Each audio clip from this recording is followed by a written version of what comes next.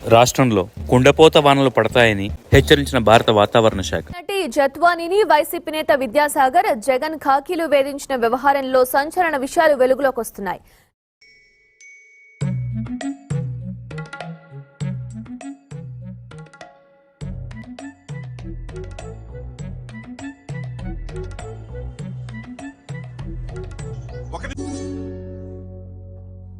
బాంబే కాదంబరి చూశారు కదా నిన్న. ఈరోజు వింటున్నారా?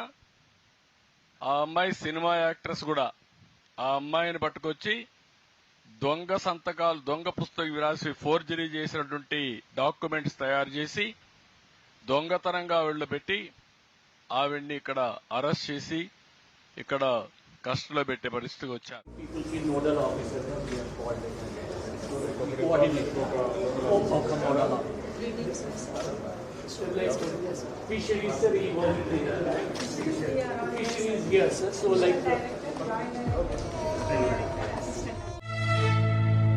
మా ఏరియా ప్రజలు చాలా వరకు పూర్ పీపుల్ అయితే ఉన్నారు.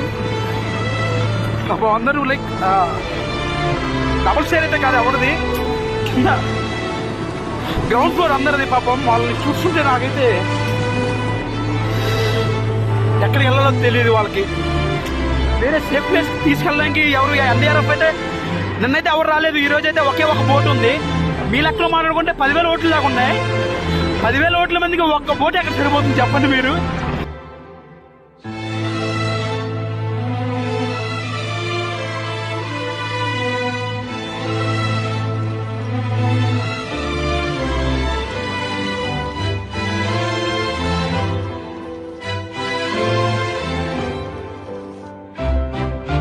ఏ ప్రభుత్వం అసలు?